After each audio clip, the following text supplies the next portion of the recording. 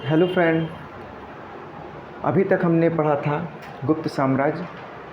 गुप्त साम्राज्य के पहले हमने बताया था कि गुप्त साम्राज्य में किन किन शासकों ने शासन किया। ठीक है, इसी क्रम में हम आगे बढ़ते हैं। गुप्त साम्राज्य की स्थापना से रिलेटेड हमने सभी चर्चाएं कर चुके हैं। ठीक है, इसके बाद हम देखते हैं कि किसी भी साम्राज्य या वंश का हमें अगर जानकारी प्राप्त करनी है तो सबसे पहले हमें उसकी प्रशासनिक व्यवस्था, उसकी आर्थिक व्यवस्था, उसकी सामाजिक व्यवस्था तथा उसमें वर्ण व्यवस्था या फिर उसमें कला, संस्कृति इत्यादि का हमें जानकारी होनी चाहिए। ठीक है, हम देखते हैं कि गुप्त साम्राज्य जो था वह जो उनके शासक थे वह कुषाणों के सामंत थे। ये मैं पहले भी बता चुका हूँ आप लोगों को। और इसके बाद इन जो राजा होता है किसी भी साम्राज्य का, क्योंकि यहाँ राजतंत्र चलता था ना कि प्रजातंत्र, तो जो राजा होता था वह अपने आप को यह कह के संबोधित करता था कि मुझे देवताओं ने भेजा है राजा बनाकर। अच्छा, इसके पहले हमें कहीं ऐसी बात सुनने को नहीं मिली। हम कंटिन्यूअस चल रहे हैं सिंधु घाटी सभ्यता से लेकर आज तक, लेकिन हमें पहली बार यह देखने को मिलता है कि राजा के द्वारा यह कहा जाता है, यह कहा अपने आप को इस तरह संबोधित किया जाता है कि मुझे देवताओं ने भेजा है राजा बनाकर। और इसी क्रम में हम आगे देखते हैं कि अगर हम गुप्त साम्राज्य की प्रशासनिक व्यवस्था और मौर्य समाज की प्रशासनिक व्यवस्था में कंपेरिजन करते हैं, कंपेयर करते हैं, हमें काफ़ी अंतर देखने को मिलता है। जहाँ मौर्य साम्राज्य में जो राजा होता था वह केंद्र बिंदु होता था, उसमें सभी शक्तियाँ निहित होती थीं, जैसे सैन्य शक्तियाँ, न्याय शक्तियाँ और इत्यादि मैं बता चुका हूँ आप लोगों को। इस तरह से अगर हम गुप्त साम्राज्य में देखते हैं तो ऐसा नहीं होता है, क्योंकि यहाँ पर सामंती व्यवस्था स्टार्ट हो जाती थी। क्योंकि हम बताए थे आप लोगों को कि सातवाहन वंश के समय में सामंती व्यवस्था का उदय। सामंती व्यवस्था का मतलब यह होता है कि भूमि को दान देना, ब्राह्मणों को भूमि दान देना, बौद्ध भिक्षुकों को भूमि दान देना, जिसमें सिर्फ उस भूमि पर उस भिक्षुक या उस व्यक्ति का अधिकार होता था जिसे वह दान दी गई है। तो इस तरह से गुप्त साम्राज्य में देखने को मिल रहा था कि सामंती व्यवस्था का विकास हो रहा था। इसी काल में सामंती व्यवस्था का विकास शुरुआत हुई थी सातवाहन वंश में, लेकिन विकास हो रहा है गुप्त साम्राज्य में। तो गुप्त साम्राज्य में सामंती व्यवस्था, सामंती का मतलब होता है राजा के अंदर राजा, राजा के अंदर राजा। इसमें जो राजा का अधिकार होता है वह सब जगह होता है, लेकिन वह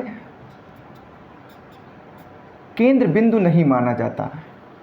मौर्यों में जो राजा का प्रशासनिक व्यवस्था थी वह केंद्रित थी, सभी शक्तियां निहित रहा करती थी। लेकिन ऐसा नहीं है, चाहे यहाँ पे अगर राजा बैठा है तो वह अपने साम्राज्य के जो पास के क्षेत्र होते हैं उनमें तो उसका अधिकार होता है, लेकिन जैसे जैसे वह दूर जाता है वैसे वैसे जटिलता बढ़ती जाती है और उसे उन राज्यों में उनका अधिकार कम होता जाता है। ठीक है, यह देखने को मिला। इसके बाद हम देखते हैं कि जैसे आज की स्थिति होती है प्रशासनिक व्यवस्था की, पहले देश होता है, देश के बाद प्रदेश होता है, प्रदेश के बाद जिला होता है, जिला के बाद तहसील और सबसे छोटी इकाई ग्राम होती है। ठीक है, वैसे पहले भी हमें देखने को मिला। और उन स्थानों पर जैसे देश है, देश में भी कोई प्रशासन चलाने के लिए कोई राजा अकेला प्रशासन नहीं चला सकता। यहाँ पे वह किसी न किसी का सहयोग उसे प्राप्त होगा, तब वह अपना प्रशासन अच्छी तरह से चला पाएगा। पहले देश होता है, देश के बाद भुक्ति होती है, भुक्ति के बाद विषय होता है और उसके बाद ग्राम, ग्राम सबसे छोटी इकाई होती है। कभी कभी पीटी में यह पूछ लेता है एग्ज़ाम में कि इसका क्रम क्या सही है, तो अपन को क्रम भी याद रखना है कि पहले होगा आपका देश, दूसरे नंबर पे आपकी भुक्ति जो उससे कम क्षेत्र होगा, जो एक कम एरिया में होगा, फिर इसके बाद विषय जो उससे और कम क्षेत्र में होगा, और इसके बाद ग्राम जो सबसे छोटी इकाई। और उनको चलाने वाले जो व्यक्तियों के नाम हैं उनको कैसे बोला जाता था? देश को चलाने वाले व्यक्ति गोपना कहलाते थे, भुक्ति को चलाने वाले व्यक्ति उपरिक कहलाते थे, जो यह इसके बाद विषय को चलाने वाले जो व्यक्ति होते थे या प्रशासनिक अधिकारी इनको कह सकते हैं विषयपति, और ग्राम में ग्रामिक जो है सबसे महत्वपूर्ण होते थे। ठीक है, जिन्हें मुखिया, जैसे आज की डेट में आप मुखिया कह सकते हैं, वैसे उस टाइम पे जो सबसे छोटी इकाई होती थी वह ग्राम होती थी और वह ग्रामिक के द्वारा पूरी वहाँ की रूपरेखा तैयार की जाती थी। ठीक है, इसके बाद हम देखते हैं गुप्त साम्राज्य की सामाजिक व्यवस्था। हम किसी भी साम्राज्य की सामाजिक व्यवस्था देखेंगे हमें 4 वर्ण जरूर मिलेंगे। 4 वर्ण ब्राह्मण, क्षत्रिय और वैश्य, शूद्र। यह हम वैदिक सभ्यता से देखते आए हैं। वैदिक सभ्यता में कर्मों के आधार पर वर्णों की वर्ण व्यवस्था थी। इसके बाद हम धीरे धीरे जब आगे बढ़ते आए हैं, इसके बाद हमको वंशानुगत वर्ण व्यवस्था प्राप्त होने लगी। यहाँ पे क्या होता है, वर्ण व्यवस्था में थोड़ा जटिलता देखने को मिलती है। जटिलता कैसे देखने को मिलती है? क्योंकि जटिलता इसलिए देखने को मिलती है कि यहाँ पे जो विवाह होता है वह अपनी जाति को छोड़कर दूसरी जाति में विवाह करने की अनुमति नहीं थी। तो यहाँ पे वर्ण व्यवस्था में थोड़ा सा जटिलता देखने को मिलती है। और जटिलता के साथ साथ में कुछ उपजातियों का उदय होता है। उपजातियों का उदय कैसे होता है? हम देखते हैं कुछ लोगों को कर्म के आधार पे उन्हें उपजाति बना दी जाती थी कि आप ये काम कर रहे हैं तो आपको ये उपजाति दी जाती है, तथा कुछ ऐसी जातियां बनाई जाती थी कि दो अलग जाति से रिलेटेड लोगों की शादी करा दी जाती थी और उससे उत्पन्न संतान को किसी तीसरी उपजाति में रख दिया जाता था। इस तरह से हमें गुप्त काल में वर्ण व्यवस्था में जटिलता देखने को मिलती है तथा इसी काल में उपजातियों का उदय होता है। आगे देखते हैं, कायस्थ जाति का जो प्रथम उल्लेख है, कायस्थ जाति को इस जाति को राजा द्वारा लेखा जोखा रखने के लिए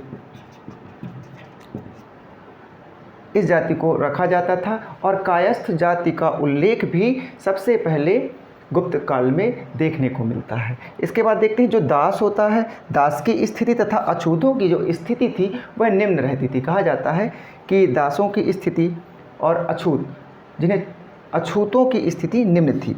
तो अछूतों को कहा जाता है कि जब किसी गांव से अछूत निकलते थे तो सभी लोग जो उच्च वर्ग के लोग होते थे वह अपने घर पे बंद हो जाते थे और इसके बाद जब अछूत निकल जाते थे तो उस गांव को अच्छे से साफ़ किया जाता था, धुलाया जाता था। यहाँ तक कि यह भी देखा गया है कि अछूतों की स्थिति काफ़ी निम्न होती जा रही थी और दास प्रथा तो वहाँ पे चालू थी।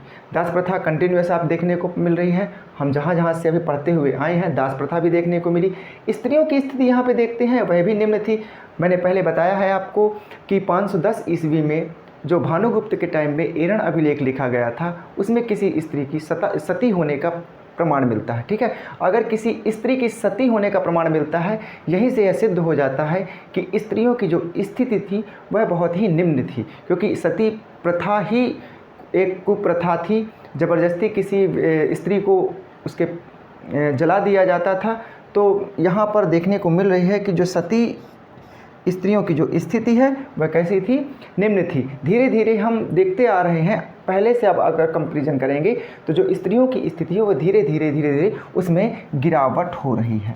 ठीक है, इसके बाद देखते हैं, मैंने लिख दिया यहाँ पे 510 ईस्वी में एरण अभिलेख जो भानुगुप्त के टाइम का है। ये मैं आपको बता चुका हूँ, पूरे राजाओं के नाम बताया हूँ, पूरे राजाओं के A to Z। तो भानुगुप्त में आप देखेंगे वहाँ पे लिखा होगा कि एरण अभिलेख में किसी स्त्री की सती होने का प्रमाण प्राप्त हुआ है, जो लगभग 510 ईस्वी में हमें मिला।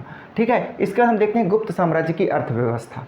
अर्थव्यवस्था से तात्पर्य जिस साम्राज्य या वंश की अर्थव्यवस्था अच्छी होगी उसका विकास और जल्दी होगा और तीव्र गति से होगा साम्राज्य का विस्तार। ठीक है, तो गुप्त साम्राज्य की जो अर्थव्यवस्था है वह कृषि पर आधारित थी। अभी तक जितनी भी हमने आप सिंधु घाटी सभ्यता से लेके और आज तक देखेंगे तो मैक्सिमम जो अर्थव्यवस्था का जो आधार था वह है कृषि। क्योंकि कई बार सुदर्शन झील का आप नाम ने सुना होगा, चंद्रगुप्त मौर्य ने सुदर्शन झील को बनवाया था। इसके बाद रुद्रदामन ने भी उस पर साफ़ सफाई करवाई। फिर इसके बाद आगे चल के देखते हैं, ठीक है, कई लोगों ने। तो यहाँ पर जो टैक्स जिसको भाग बोलते हैं, भाग भी जान सकते हैं, टैक्स, जितना ज़्यादा टैक्स प्राप्त होगा सरकार को या राजा को, यहाँ पे राजा रहा करता था, उतना ही ज़्यादा विकास होगा। प्रशासनिक व्यवस्था उतनी ही अच्छी होगी। तो जो टैक्स होता था, टैक्स का जो भाग होता था वह 1/4 से लेके 1/6 तक लिया जाता था। और व्यापार के लिए एक श्रेणी व्यवस्था रहा करती थी, एक श्रेणी क्रम में व्यापार हुआ करता, चाहे वह आंतरिक व्यापार हो चाहे वह बाह्य व्यापार हो। और उस बाह्य व्यापार या आंतरिक व्यापार का जो मुखिया होता था, मेन होता था, उसे ज्येष्ठक कहते थे। यही इसकी रूपरेखा बनाते थे। ज्येष्ठक द्वारा ही व्यापारिक जो व्यापार होता था उसका पूरा लेखा जोखा इनके पास होता था और टैक्स लेने का काम इन्हीं का रहता था, जो राजा के यहाँ तक पहुँचाया जाता था। इसके बाद इसके अध्यक्ष आप देख सकते हैं, इसके नोट कर लेंगे। इस टाइम पे ताम्रलिप्ति प्रमुख बंदरगाह था और उज्जैन जो है वह व्यापारिक, प्रमुख व्यापारिक, ये कई बार एग्जाम में पूछा गया है कि गुप्त वंश का प्रमुख व्यापारिक केंद्र कौन सा था, तो वह उज्जैन था। इसे आप अंडरलाइन कर लेंगे। और वहीं पे मैंने लिख दिया ताम्रलिप्ति एक प्रमुख बंदरगाह है, क्योंकि यहाँ पे बाह्य व्यापार भी होता था। तो आप बिल्कुल याद रखिएगा कि ताम्रलिप्ति जो है प्रमुख बंदरगाह था और उज्जैन जो है प्रमुख व्यापारिक केंद्र था। यहाँ पर स्वर्ण सिक्के और कुछ चांदी के सिक्के चलाए जाते थे। स्वर्ण सिक्का मैंने बताया आपको कि जो स्वर्ण सिक्के थे सबसे ज़्यादा मात्रा में किस वंश में चलाए गए, तो वह गुप्त वंश में। फिर धीरे धीरे इनमें इनकी सिक्के की जो गिरावट आने लगेगी, प्योरिटी घटने लगती है धीरे धीरे करके। जब राजाओं का पतन होने लगता है और साम्राज्य, जो विस्तृत साम्राज्य है वो संकुचित होने लगता है, तो जो स्वर्ण सिक्का होता है उसे दीनार कहा जाता है। और जो चांदी का सिक्का चंद्रगुप्त द्वितीय ने चलाया था शकों को पराजित करने के उपलक्ष्य में। यह भी आप लोगों की किताब में लिखा, आप देख सकते हैं। और मेरे प्रॉपर स्टूडेंट जो हैं वह नोट्स ज़रूर बनाते चलेंगे। चांदी का सिक्का किसने चलाया था? चंद्रगुप्त द्वितीय ने। और वह किस उपलक्ष्य में? शकों को हराने के उपलक्ष्य में। इसे उस टाइम पे रुपये का कहा जाता था। इसके बाद हम देखते हैं, आगे बढ़ते हैं, गुप्त साम्राज्य की धार्मिक स्थिति। अगर कहीं मंदिरों का निर्माण हुआ है सबसे पहले, तो वह गुप्त वंश में या गुप्त साम्राज्य में देखने को मिलता है। अभी तक मंदिरों के साक्ष्य नहीं मिले थे। हमें कई मूर्तियां प्राप्त हुई थी सिंधु घाटी सभ्यता में। इसके बाद हमने देखा कुछ ब्राह्मण साम्राज्य आए, उन्होंने भी, लेकिन यहाँ पर मंदिरों का अवशेष देखने को मिलते हैं। तो गुप्त शासक वैष्णव धर्म को मानते थे, अर्थात वैष्णव धर्म को तो मानते थे लेकिन और भी धर्मों को यह मानते थे। बौद्ध धर्म, जैन धर्म, शैव धर्म, ये सब उसी टाइम के हैं। जैन धर्म का जो विकास है वह धीरे धीरे कम होता जा रहा था। बौद्ध धर्म का प्रचार प्रसार बढ़ रहा था। शैव धर्म भी उस टाइम पे चल रहा था। तो जो गुप्त शासक थे वह वैष्णव धर्म को मानते थे, अर्थात वैष्णव थे। इसके बाद मंदिरों का जो सबसे पहले निर्माण हुआ या प्रारंभ हुआ, जो साक्ष्य मिले, वह हमें गुप्त काल से ही प्राप्त होते हैं। तो अगर प्रश्न में पूछा जाता है कि मंदिरों का निर्माण कब से प्रारंभ होता है, तो वह गुप्त काल से प्राप्त होता है। ठीक है। तो अगर एक इम्पॉर्टेंट मैंने पीटी में पूछा गया था कि जो दशावतार मंदिर है वह कहाँ पर स्थित है, वह देवगढ़ झांसी में स्थित है। तथा इसमें विष्णु के 10 अवतार हैं जिसमें वराह सबसे प्रचलित है। तो मैंने इसे अंडरलाइन कर दिया है कि जो मंदिरों का निर्माण इसी काल में हुआ। और जो एक इम्पॉर्टेंट मंदिर था दशावतार मंदिर, यह झांसी में है, झांसी के देवगढ़ में स्थित है। तथा इसमें विष्णु के 10 अवतारों का उल्लेख है। और जो मेन इम्पॉर्टेंट अवतार है वह है वराह अवतार। यहाँ से प्रश्न कई बार पूछा गया है। इसके बाद हम आगे चलते हैं, देखते हैं गुप्त साम्राज्य में कला, जिसके कारण इसे स्वर्ण युग कहा जाता है। यहाँ पे कला का बहुत ही अधिक विकास हुआ, जिसके कारण इसे स्वर्ण युग। तो वास्तुकला, मूर्तिकला, चित्रकला तथा साहित्य के जो क्षेत्र में यहाँ पर विकास देखने को मिलता है। वास्तुकला जो है नागर शैली, नागर शैली मैंने कई शैलियों आपको बताई है। मथुरा शैली हो गई, गांधार शैली हो गई, यहाँ पे आप नागर शैली देखेंगे। तो नागर शैली का जो विकास है वह इसी साम्राज्य में हुआ, इसी वंश में हुआ। नागर शैली के हिसाब से वास्तुकला में जो भवन निर्माण होते थे या मंदिरों का निर्माण होता था वह नागर शैली से होता था। इस तरह से आगे देखते हैं कि बौद्ध धर्म जो है और जैन धर्म है, हिंदू धर्म, इन सभी का विकास होता है। जबकि थोड़ा सा जैन धर्म में हमको गिरावट देखने को मिलती है। बौद्ध में बौद्ध का विकास होता है, हिंदू धर्म का विकास होता है। ठीक है। इसके बाद जो मूर्तियों का निर्माण है, जो आज अपन लोग पूजा करते हैं मूर्तियों का निर्माण, हिंदू धर्म की जो मूर्ति का निर्माण है वह गुप्त काल में ही किया गया। इसे भी आप नोट कर लेंगे। अजंता एवं बाघ की गुफा, ये चित्रकारी से रिलेटेड है। मैंने चित्रकला यहाँ पे लिख दी है, चित्रकारी से रिलेटेड है। तो अजंता की जो गुफा है वह औरंगाबाद महाराष्ट्र में है। यहाँ पे आप महाराष्ट्र लिख सकते हैं, महाराष्ट्र में। और जो बाघ की गुफाएं हैं दूसरी, वह मध्य प्रदेश में है। इससे भी आप भली भांति परिचित हैं। तो औरंगाबाद, ये सिर्फ मैं चित्रकला की दृष्टि से आपको बता रहा हूँ कि औरंगाबाद में जो है अजंता की गुफाएं हैं, यह उसी टाइम की हैं। और 29 गुफाएं हैं, अगर आप देखना चाहें तो 29 गुफाएं हैं, जिसमें 16 तथा 17 इम्पॉर्टेंट हैं। 17वें में बुद्ध जी के जीवन से रिलेटेड कुछ चित्र मिले हैं, जैसे उनको ज्ञान की प्राप्ति कहाँ हुई, उनका महापरिनिर्वाण कहाँ हुआ, ठीक है, इत्यादि। तो बौद्ध के महायान के चित्र हैं। अजंता की गुफाओं में बौद्ध के महायान, मैंने ये सब चीज़ें बता चुकी हैं कि महायान क्या है, हीनयान क्या है, ये सब चीज़ें बता चुकी हैं, ठीक है ना। अजंता की गुफाओं का विकास या उनके साक्ष्य या फिर उनका कब किस काल में देखने को मिलता है, तो वह गुप्त काल में। इसी तरह बाघ गुफा मध्य प्रदेश में स्थित है, इसमें लोक जीवन चित्र का उल्लेख है, ये भी आप नोट कर लेंगे। इस टाइम की जो राजकीय भाषा थी वह क्या थी, संस्कृत। अभी तक हम पाली भाषा देखते आए हैं, प्राकृत भाषा देखते आए हैं, ठीक है। अब जो राजकीय भाषा क्या है, संस्कृत। इसे भी नोट कर लेंगे कि गुप्त साम्राज्य, गुप्त वंश की जो राजकीय भाषा थी वह क्या थी, संस्कृत थी। कुछ मैंने किताबों के नाम, साहित्य के नाम लिख दिए, वो देखिए आप, साहित्य लिखा हुआ है कि साहित्य के क्षेत्र में भी काफ़ी सुधार हुआ और इसका विकास हुआ। अभिज्ञान शाकुंतलम, मालविका, अग्निमित्र, ये सब कालिदास की रचनाएं हैं। मैंने बताया था मालविका अग्निमित्र किनका नाम है, अग्निमित्र थे और एक मालिका थी, ठीक है ना, इन दोनों के। इसके बाद ऋतुसंहार, रघुवंशम, कुमार संभव, मेघदूत, विक्रमवर्षीय, ये सब कालिदास की रचनाएं हैं। कालिदास कहाँ रहते थे, चंद्रगुप्त द्वितीय के दरबार में, यहीं पे नवरत्न रहते थे। चंद्रगुप्त द्वितीय के दरबार में यहाँ पे नवरत्न रहते थे अलग अलग। इसके बाद कुछ मैंने और किताबों के नाम लिख दिए हैं जो आपको याद करने हैं, जैसे पंचतंत्र किसने लिखी थी, विष्णु शर्मा। कामसूत्र का भी विवरण मिला है, वात्स्यायन ने लिखी। अमरकोश अमर सिंह ने लिखा है। नीतिसार कामनंद ने। मृच्छकटिकम शूद्रक ने लिखी है। ये सभी वेरी वेरी वेरी IMP।